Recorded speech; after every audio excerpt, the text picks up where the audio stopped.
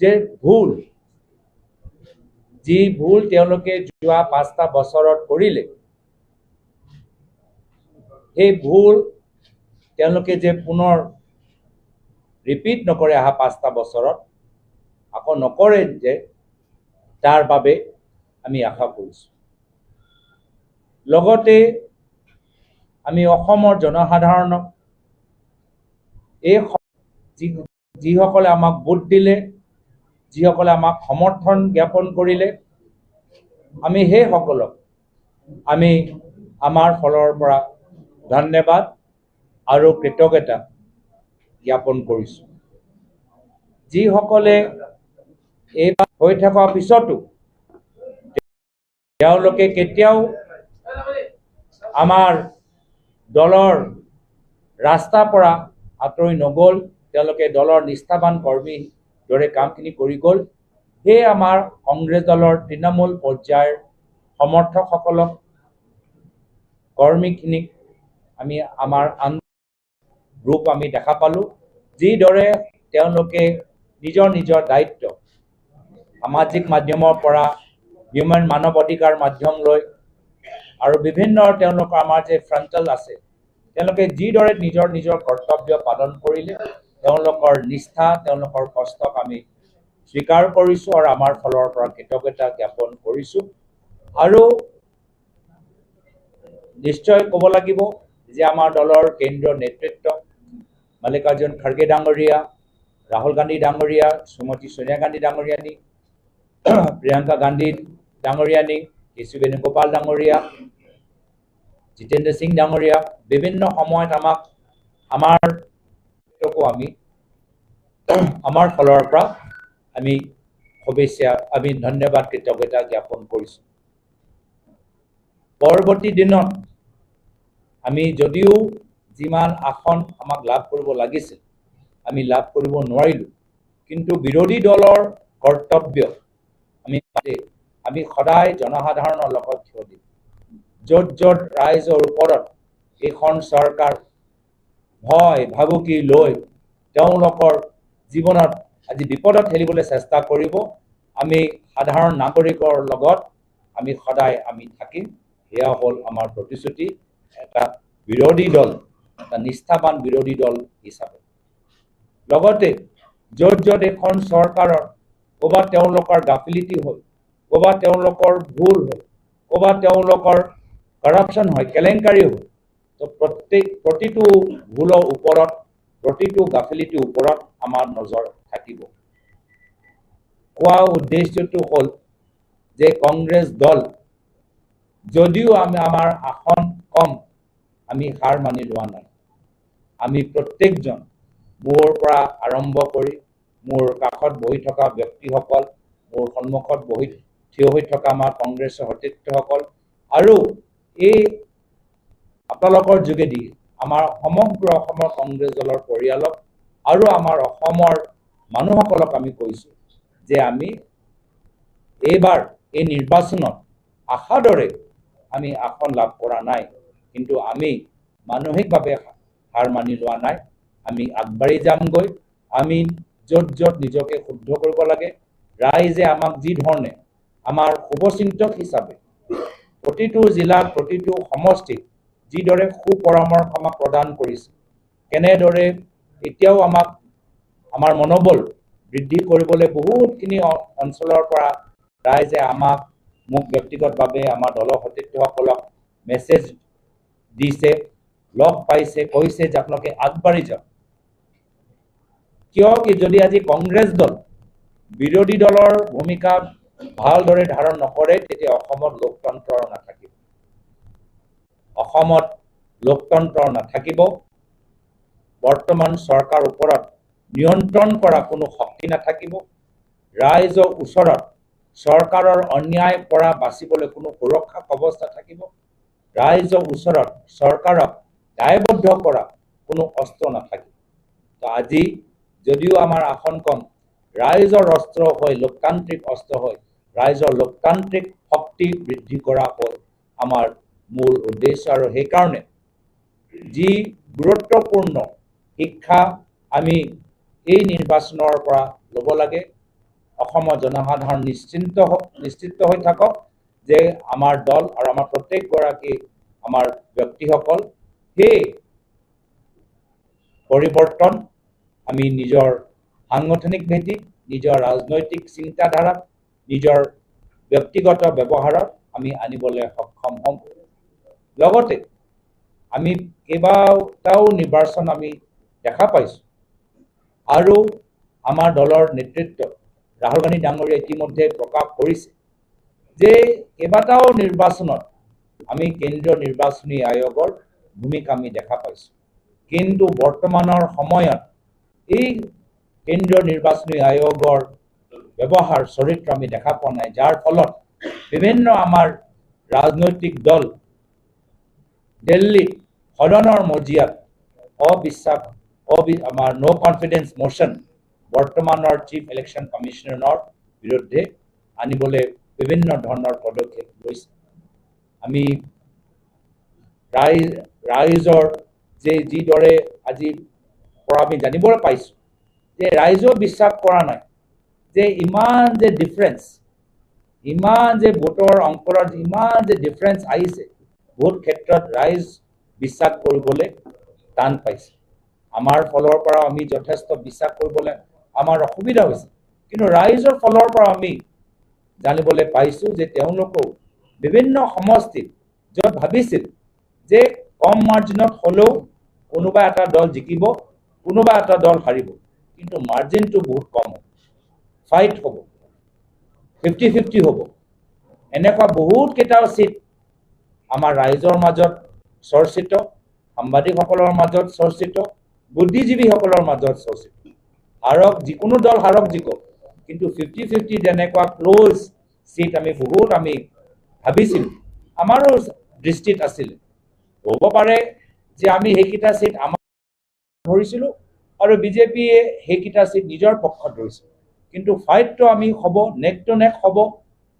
আগৰ নিৰ্বাচনৰ দৰে 5,000 প্লাছ মাইনাছ বহুতকেইটা চিট 5,000-10,000 ভিতৰতে নিৰ্ধাৰিত হৈ তেনেকুৱা আমি বহুতকেইটা চিট তেনেকুৱা এটা ফলাফল হ'ব ৰাইজৰ পৰা আমি ভাবিছিলোঁ, আৰু ৰাইজে এতিয়াও আমাক কৈছে যে আমি তেনেকুৱা ভাবিছিলোঁ।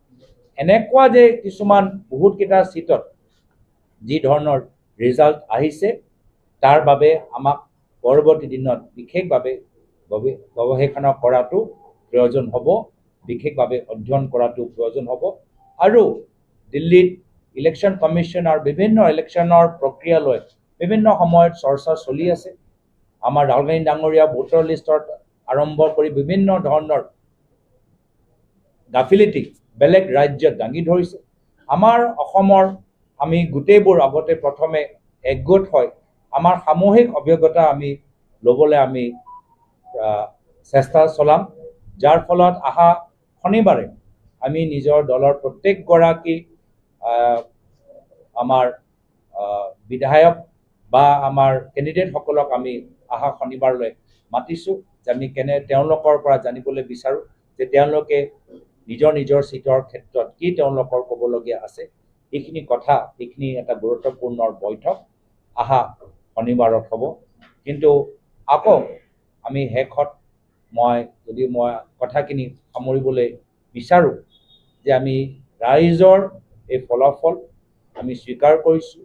ৰাইজে যেনে আমাক আগন্তুক দিনক নিজৰ মাজত বিচাৰে, গুৰুত্বপূৰ্ণ বিষয়বোৰ উত্থাপন কৰাটো বিচাৰে, সাংগঠনিক ভেটি শক্তিশালী কৰিবলৈ বিচাৰে, আৰু ৰাইজৰ লগত এইখন চৰকাৰৰ অন্যায়ৰ পৰা বাচিবলৈ তেওঁ ৰাইজৰ লগত থিয় হ'বলৈ বিচাৰে। আমি তেনেদৰে ৰাইজৰ অস্ত্ৰ হৈ লোকতন্ত্ৰ বচাবলৈ আমি কামখিনি কৰি যাম। যোৱা নিৰ্বাচনত আমি এটা সংকল্প লৈছোঁ যে এখন নতুন অসম, এখন নতুন বৰ অসমৰ সংকল্প লৈছোঁ। এই সংকল্প আমাৰ বাবে মাত্ৰ এটা নিৰ্বাচনী শ্লোগান নহয়, এই সংকল্প মাত্ৰ এটা নিৰ্বাচনী বাৰ্তা নহয়, এয়া এটা সংকল্প। আৰু শাসক পক্ষত থাকিলেও এই সংকল্প কেনেদৰে ৰূপায়ণ কৰিব লাগে তাৰ বাবে আমি আগবাঢ়ি গ'লোহেঁতেন, আৰু এতিয়া বিৰোধী পক্ষত থাকিলেও এই একেই চিন্তাৰে যে আজি আমাৰ অসমত জ্বলন্ত সমস্যা, আৰু জনসাধাৰণৰ বহুতখিনি তেওঁলোকৰ দাবী, বহুতখিনি তেওঁলোকৰ আশা, উজনিৰ পৰা নামনিলৈকে, হিলজৰ পৰা বাৰাকলৈকে বহুত আমাৰ জনগোষ্ঠী জনজাতিসকল, আমাৰ ধৰ্মীয় সংখ্যালঘু, আমাৰ ভাষিক সংখ্যালঘু, আমাৰ বিভিন্ন আমাৰ অসমীয়া অঞ্চলত বহুতখিনি মানুহৰ আশা আকাংক্ষাই আমি যোৱা 10টা মাহত গম পাইছিলোঁ। আমি সেইখিনি লৈ আমি এটা নতুন সমাজ সৃষ্টি কৰিবলৈ বিচাৰোঁ। হয়, শাসক পক্ষত থাকিলে আমাৰ ক্ষমতা বেছি থাকিলেহেঁতেন, তথাপিও আমি সেই সংকল্পৰ প্ৰতি দায়বদ্ধ হৈ থাকিম আৰু আগন্তুক দিনত একগোট হৈ আমি কামখিনি কৰি যাম। মই পুনৰবাৰ অসমৰ ৰাইজক কৃতজ্ঞতা জ্ঞাপন কৰিছোঁ। দলৰ সতীৰ্থসকল, কৰ্মীসকলক কৃতজ্ঞতা জ্ঞাপন কৰিছোঁ। বিজেপিৰ দলটোক অৱশ্যে লগতে আমি ক'বলৈ বিচাৰোঁ যে নাভাবিব যে কংগ্ৰেছ দল বহি গৈছে। কংগ্ৰেছ দল আজিৰ পৰাই পুনৰবাৰ ৰাইজৰ মাজত যাবলৈ সক্ৰিয় হৈ গৈছে। আমি এই প্ৰতিশ্ৰুতি আপোনালোকৰ মাজত জনাইছোঁ আৰু এই নিৰ্বাচনৰ পিছত আমি বিভিন্ন সময়ত বিভিন্ন নতুন কাৰ্যসূচী, সংগঠনৰ ভিতৰত নতুন কাৰ্যসূচী ল'বলৈ আমি কিছু ৰণকৌশল, কিছু চিন্তা আমি কৰিছোঁ আৰু বহুতখিনি আইডিয়া এতিয়াৰ পৰা আমাৰ ওচৰত আহিছে। সময় আমাৰ ওচৰত কম আছিল, কিন্তু এটা যেতিয়া আমি যোৱা 10 মাহৰ ভিতৰত অসমৰ লগত লৈ আমি এটা নতুন কংগ্ৰেছৰ লৈ এটা সপোন আমি দেখিছিলোঁ। সেই কংগ্ৰেছৰ ভিতৰত নতুনত্ব আনিবলৈ এই সংকল্প এতিয়ালৈকে সম্পূৰ্ণ হৈ যোৱা নাই। আমি কামখিনি এই ক্ষেত্ৰত কৰি যাম। এইখিনিয়ে কথা কৈ মই আমাৰ ক'বলগীয়া কথাখিনি তাতে সামৰিছোঁ।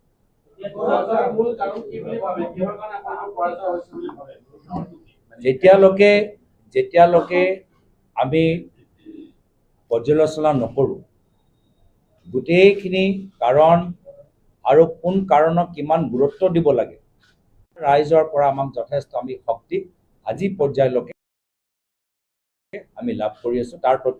তাৰ বাবে মই ৰাইজক ধন্যবাদ জ্ঞাপন কৰিছোঁ।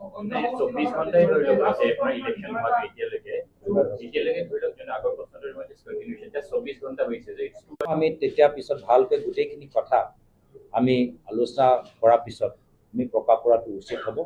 কিন্তু আৰম্ভণিত মই কৈছোঁ যে এতিয়া আমি বৰ্তমান আমাৰ এই সংবাদমেল যোগেদি যিখিনি কথা বৈঠকৰ যোগেদি মানে আলোচনা হয়, এটা প্ৰক্ৰিয়া থাকে, নিশ্চয় আপোনালোকে জানে আমি যি প্ৰক্ৰিয়া প্ৰত্যেক দলে পালন কৰে সেই প্ৰক্ৰিয়াৰ যোগেদি আমি আমাৰ সকলৰ লগত আলোচনা কৰাৰ লগতে আলোচনা কৰাৰ পিছত আমাৰ সিদ্ধান্ত আমি ৰাইজৰ মাজত মুকলি কৰোঁ।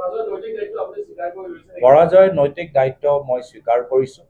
I was the captain and as the captain of the team মই আমাৰ সতীৰ্থসকলৰ ফালৰ পৰা আমি দলৰ মোৰ জ্যেষ্ঠ ফালৰ পৰা যথেষ্ট মানে ফ্ৰী হেণ্ড পালোঁ, বহুত সমৰ্থন পালোঁ, বহুত কুপৰামৰ্শ পালোঁ এণ্ড ডেফিনেটলি এই নিৰ্বাচনৰ ফলাফলৰ ক্ষেত্ৰত মই প্ৰদেশ কংগ্ৰেছ সভাপতি হিচাপে নৈতিক দায়িত্ব গ্ৰহণ কৰিছোঁ। মই অসমীয়া Let me just finish the regional and then.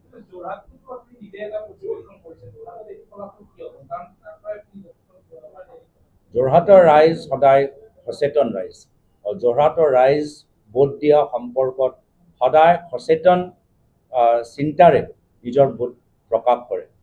যোৰহাটৰ আমাৰ প্ৰতিদ্বন্দ্বী মই হিতেন্দ্ৰনাথ দেৱ গোস্বামী ডাঙৰীয়াক মোৰ ফালৰ পৰা শুভেচ্ছা জ্ঞাপন কৰিলোঁ আৰু যোৰহাটৰ ৰাইজক আজি তেওঁলোকৰ নিৰ্বাচনৰ প্ৰচাৰৰ মাজত যিমান মই তেওঁলোকৰ ৰাইজৰ মাজত মই যাবলৈ বিচাৰিছিলোঁ প্ৰচাৰৰ সম্পৰ্কত, কিন্তু দলৰ সভাপতি হিচাপে বিশেষ অসুবিধা থকাৰ কাৰণে মই ৰাইজৰ ওচৰত যাব নোৱাৰিলোঁ। তথাপিও যোৰহাটৰ ৰাইজে আমাক যোৱা লোকসভা নিৰ্বাচনত সাংসদ হিচাপে আমাক আগবঢ়াই লৈ গ'ল। এইবাৰ দলৰ কেন্দ্ৰীয় নেতৃত্বক মোক সাংসদৰ লগত বিধানসভা নিৰ্বাচন থিয় হ'বলৈ মোক আগবঢ়াই লৈ গ'ল আৰু মই দুঃখিত যে যিদৰে মই দলৰ নেতৃত্বক লোকসভাৰ সময়ত যি বিশ্বাস দিব পাৰিলোঁ, এইবাৰ তেওঁলোকৰ আশাৰ দৰে যোৰহাটৰ ভিতৰত ফলাফল দিব নোৱাৰিলে। ইভিএম ওপৰত নিশ্চয় আমাৰ সন্দেহ আছে। মই ইতিমধ্যে ক'লো যে আমাৰ গোটেই ইলেকশ্যনৰ প্ৰক্ৰিয়া মোৰ চিন্তা মতে এই বৰ্তমানৰ বিজেপি নেতৃত্ব লোকতন্ত্ৰৰ ওপৰত বিশ্বাস নকৰে। তেওঁলোকে ওৱান নেশ্যন ওৱান পাৰ্টিৰ ওপৰত বিশ্বাস কৰে আৰু ওৱান নেশ্যন ওৱান পাৰ্টি কৰিবলৈ হ'লে বেলেগ ৰাজনৈতিক দলবোৰ লাহে লাহে শেষ কৰিব লাগিব। লাহে লাহে শেষ কৰা জৰিয়টোৱে হ'ল মাধ্যমটোৱে হ'ল নিৰ্বাচনী প্ৰক্ৰিয়াটো একপক্ষ কৰা, নিৰ্বাচন নিয়ন্ত্ৰণ কৰা সংস্থাবোৰ তেওঁলোকৰ নিৰপেক্ষতা শেষ কৰা আৰু যিমানবোৰ প্ৰক্ৰিয়া আছে ভোটাৰ লিষ্টৰ পৰা ভোট দিয়ালৈকে ভোটিং কাউণ্টিং লৈকে প্ৰিচাইডিং অফিচাৰলৈকে য'ত য'ত তেওঁলোকে সোমাই একদম মডেল কোড অফ কণ্ডাক্টৰ পৰা মডেল কোড অফ কণ্ডাক্টৰ ভায়লেশ্যনৰ পৰা আঁচনি যিদৰে কিছুমান ৰাজ্যত নিৰ্বাচনৰ মাজত এৰি দিয়া গৈছে, গোটেইখিনি ক্ষেত্ৰত আজি তেওঁলোকে যি কেপচাৰ কৰিবলৈ বিচাৰিছে তাৰ ভিতৰত ইভিএমৰ ভিতৰতো এটা গুৰুত্বপূৰ্ণ বিষয় আৰু গোটেই প্ৰক্ৰিয়াৰ ওপৰত আজি তেওঁলোকে যি CCTV ফুটেজ এটা সময়ত বহুতকেইটা দিনৰ কাৰণে ৰাখিছিল, তেওঁলোকে নিজে আইন আনি সেই কমাই দিলে কিয়? কৈছে আমাৰ মেমৰি নাই। আজি মেমৰিৰ কিবা অভাৱ থাকিব পাৰে নেকি? যি চৰকাৰৰ ওচৰত গোটেই আধাৰ ডাটাটো আছে, আজি তেওঁলোকে কৈছে আমি ৰাখিব নোৱাৰোঁ। আমি কৰাৰ পিছত আকৌ এই সম্পৰ্কত আপোনালোকৰ ওচৰত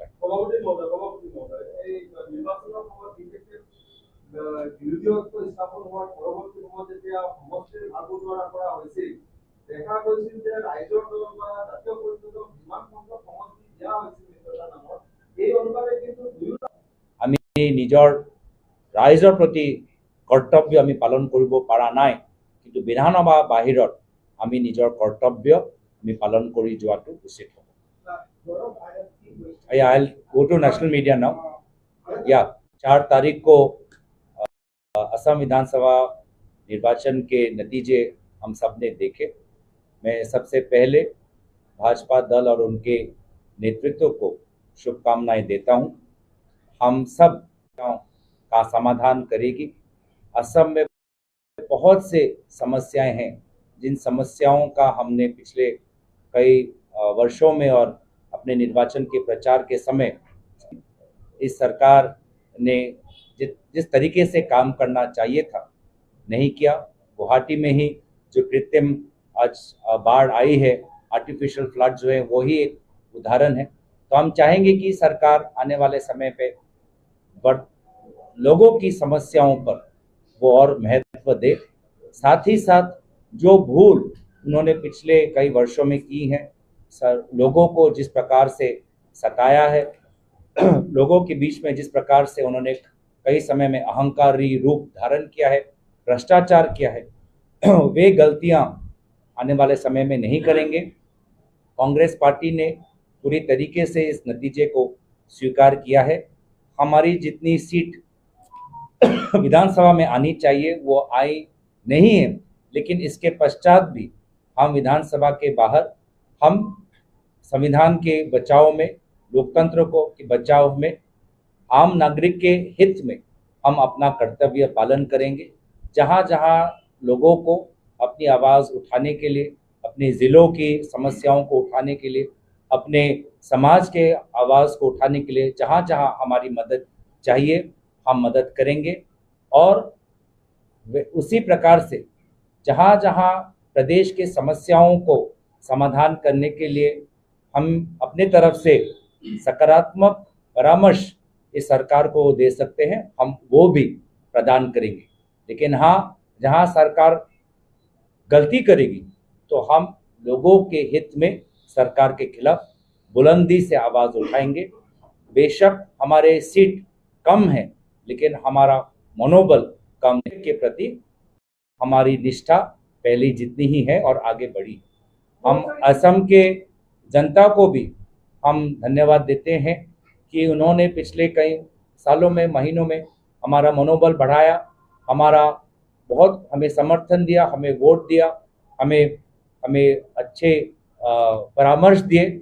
हम दुखी हैं कि उनके इच्छानुसार जितनी सीटें हमें लानी चाहिए हम लाने में सफल नहीं हुए हैं, लेकिन लोगों के पास हम जाते रहेंगे, लोगों से सुझाव लेते रहेंगे। आज भी लोग हमें सुझाव दे रहे हैं कि हम अपने दल को, अपने संगठन को, अपने विचारधारा में किस प्रकार से लोगों के बीच ले जाने के लिए नई सोच की ज़रूरत है। हम उन लोगों के परामर्श को हम महत्व देते हुए हम काम करेंगे। हमारे सारे समर्थक साथियों को भी, हमारे जो विधायक जीत के आए हैं उनको भी हमारे तरफ से शुभकामनाएं। विरोधी दलों के भी जो हमारे नेतागण हैं, जो जिसमें अखिल गोगोई जी जीत के आए हैं, हमारी शुभकामनाएं।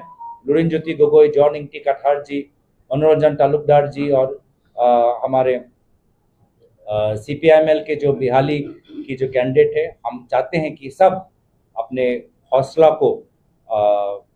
हौसला रखें, आगे आने वाले समय में काम करें। और जहाँ तक आपका सवाल है, कुछ दिन बाद हम अपने सारे कैंडिडेट्स और विनिंग कैंडिडेट्स को गुवाहाटी में बुलाएंगे, उनके साथ हमारी बैठक होगी। किस प्रकार से चुनाव में उन्होंने क्या देखा, प्रशासन, EVM, returning officer, SR, model code of conduct, पूरे जो चुनाव की जो प्रक्रिया है, नियम है, क्या वास्तव रूप से पालन हुए। हमने जो शिकायत की, किसी शिकायत पे कुछ प्रशासन ने या चुनाव आयोग ने काम किया, सभी विषयों पर उनके साथ बात होकर मंथन जरूर होगा। और मंथन के साथ आने वाले समय में कांग्रेस को कैसे मजबूत करना है, लोगों के पास कैसे ले जाना है। निर्वाचन के समय हमने एक नया असम का एक सपना देखा था, वो अगर हम शासन में रहते तो उस नए असम को जीवित करने के लिए बहुत हमारे पास उपाय, रास्ते होते। लेकिन अभी विरोधी दल में भी हम एक नया असम लाने की जो हमारी मेहनत, हमारी कोशिश रहेगी। जहाँ तक जोरहाट का सवाल है, जोरहाट के लोगों के प्रति मैं आभार प्रकट करता हूँ। उन्होंने हमेशा अपने विवेक का इस्तेमाल किया है। पिछले लोकसभा में बहुत आशीर्वाद उन्होंने दिया है। इस विधानसभा चुनाव में मैं खुद जितना समय प्रचार में देना चाहता था उसमें मैं कामयाब नहीं था, क्योंकि प्रदेश के अध्यक्ष होने के नाते कई जगह मुझे जाना पड़ता था। हमारे केंद्रीय नेतृत्व ने हमें ये निर्देश दिया कि सांसद होने के साथ साथ हमें विधानसभा चुनाव भी में हमें प्रत्याशी होना है। तो केंद्रीय नेतृत्व के निर्देश को पालन करते हुए हम आगे बढ़े। और दुख इस बार का है कि हमने केंद्रीय नेतृत्व को लोकसभा के समय जोरहाट को हम लोकसभा जीत पाए, लेकिन विधानसभा में हम असफल रहे। लेकिन जोरहाट के लोग हमारे काम में, हमारे व्यवहार में जिस प्रकार का परिवर्तन न सिर्फ हमारे में पर हमारे दल के और विभिन्न क्षेत्रों में जिस प्रकार का वो संशोधन चाहते हैं, परिवर्तन नहीं करूँगा, संशोधन चाहते हैं, उसके अनुसार हम निश्चय ही हम काम करेंगे। और इस पूरे निर्वाचन का नैतिक दायित्व प्रदेश कांग्रेस के अध्यक्ष होने के नाते मैं स्वयं लेता हूं।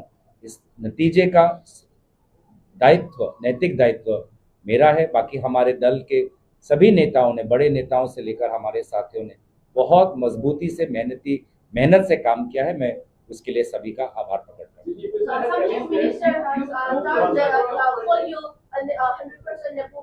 So that is the reason why this Congress party has a massive press and massive growth. So what is your response on this now? We will watch his work, and whether he fulfills his duties to the people of Assam. We will watch his mistakes. If there are further acts of corruption, we will continue to raise them. We will watch his behavior.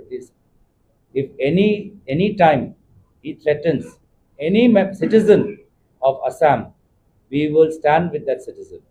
What he says about me is not that important. You put them on the ECI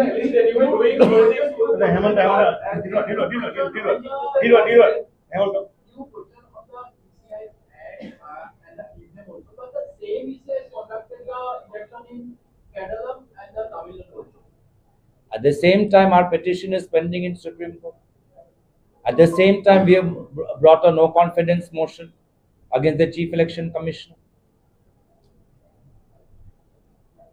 So, I don't understand. We have the Congress party and other parties have initiated this process because many questions in the past raised by Rahul Gandhi ji regarding the fairness, transparency, and the accuracy has never been answered. We all understand how the ECI is working. So we will pursue all means possible in order to protect the integrity of the electoral process. My only concern is that this BJP leadership does not believe in a neutral and fair electoral process. They believe in one India, one party. And for that, they have to finish off other parties. And the only way to weaken or finish off other parties is by completely destabilizing the electoral process. And that's leading India into a very dangerous path. Today, my leader Rahul Gandhi ji is a proud defender of Indian democracy. And I stand with him and many other citizens, conscious citizens, all of us who are concerned about the future of democracy, irrespective of which political party is in ruling. Democracy and the democratic rights of Indian citizens should prevail.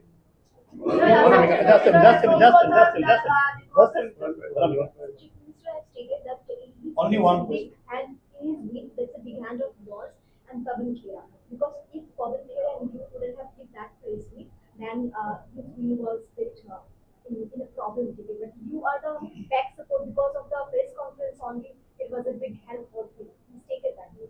My only suggestion is that I believe in the rise of this.